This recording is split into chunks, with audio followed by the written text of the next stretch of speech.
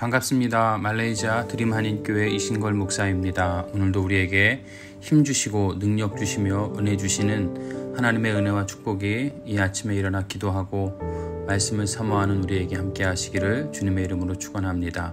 오늘은 갈라디아서 2장 11절에서 16절입니다. 게바가 안디옥에 이르렀을 때에 책망받을 일이 있기로 내가 그를 대면하여 책망하였노라. 야고보에게서 온 어떤 이들이 이르기 전에 게바가 이방인과 함께 먹다가 그들이 오매 그가 할례자들을 두려워하여 떠나 물러가매 남은 유대인들도 그와 같이 외식함으로 바나바도 그들의 외식에 유혹되었느니라. 그러므로 나는 그들이 복음의 진리를 따라 바르게 행하지 아니함을 보고 모든 자 앞에서 게바에게 이르되 내가 유대인으로서 이방인을 따르고 유대인답게 살지 아니하면서 어찌하여 억지로 이방인을 유대인답게 살게 하려느냐 하였노라.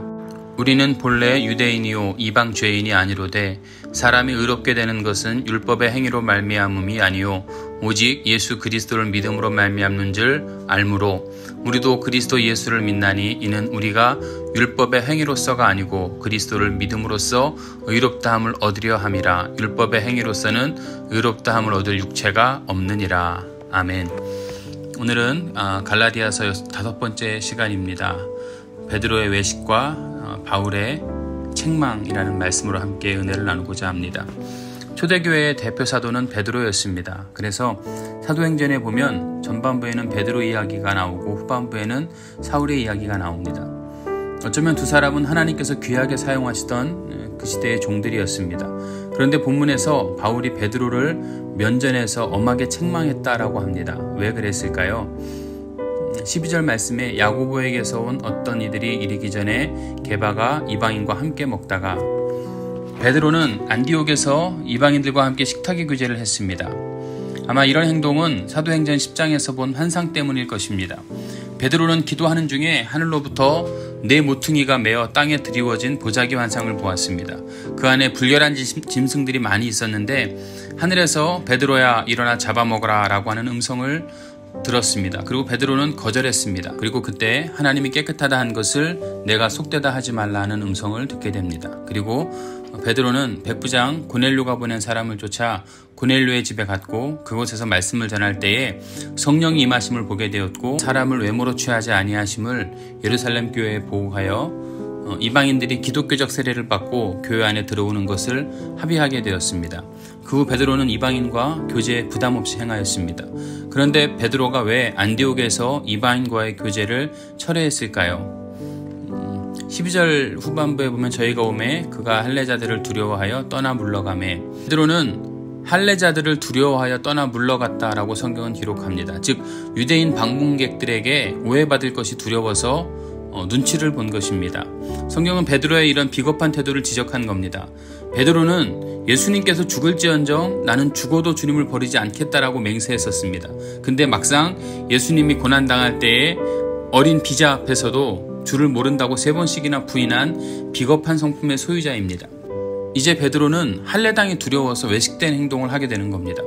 베드로는 복음은 믿었지만 그것을 실천하는 데 실패하고 있는 겁니다. 그의 행실과 복음과 일치가 되지 않습니다. 자신이 하는 일에 확신과 용기가 없습니다. 자꾸 삶이 모순이 되는 겁니다. 이런 베드로의 행동이 다른 사람에게도 영향을 미치게 되었습니다. 그래서 13절에 바나바도 저희 외식에 유혹되었느니라. 바나바도 믿음의 동역자였던 바나바까지 외식하게 만들어버렸습니다.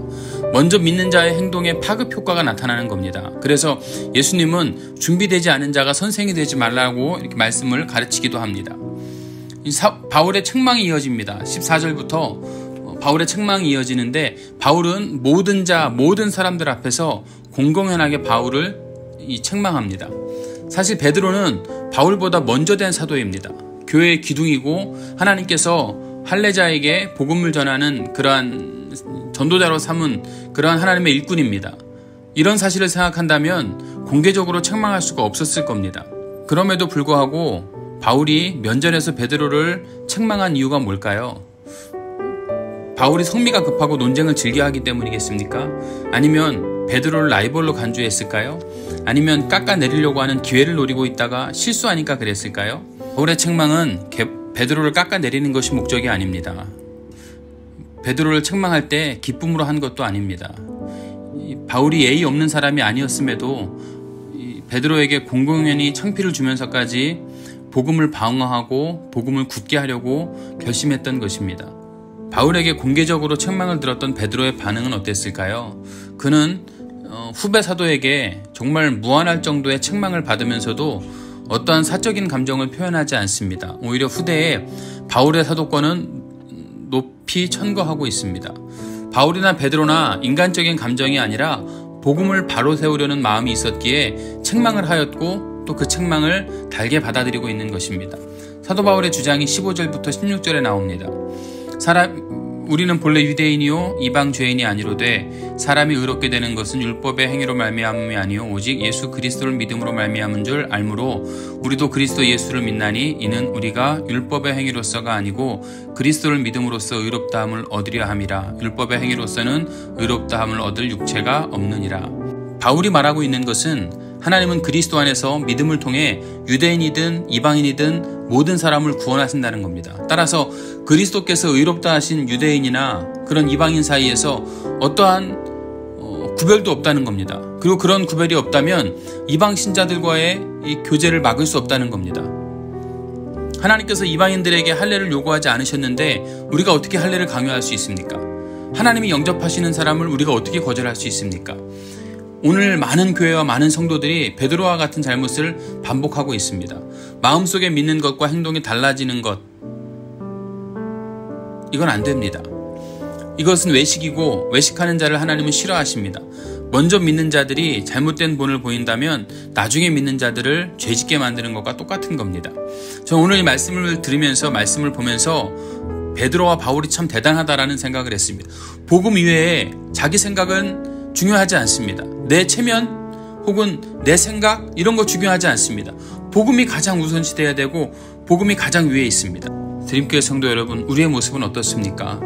혹 남에게 잘 보이기 위해서 남들이 나를 어떻게 보느냐 이것 때문에 체면 때문에 복음이 뒤로 물러난 적은 없습니까? 여러분, 오늘 여러분의 삶이 복음이 가장 우선시되는 삶이시기를 축복합니다. 오늘 주시는 말씀을 한번 잘 생각하면서 기도하시는 그러한 시간이 되었으면 좋겠고요. 드림교회 부흥을 위해서 기도하고 그리고 성전 이전을 위해서 우리가 뜨겁게 기도해야 합니다.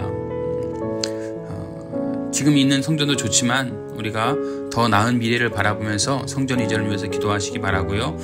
코로나 바이러스 문제가 해결되기 위해서 우리가 함께 기도하시고 담임 목사를 위해서 기도해 주십시오. 비자 문제를 위해서, 그리고 담임 목사 가정의 비자 문제, 그리고 담임 목사 가정의 재정 문제, 물질의 문제 때문에 주님의 일을 하는데 어려움 겪지 않도록, 그리고 우리 선교지들을 위해서 기도해 주시고요. 성도들 가정 이름 불러가면서 서로 중보하며 기도합니다. 그리고 여러분 각자 기도 제목 힘써서 하나님 앞에 간구하고 부르짖습니다. 반드시 응답하실 줄로 믿습니다. 그리고 오늘은 주변에 있는 우리 환우들을 위해서 함께 기도하겠습니다. 다 함께 기도합니다.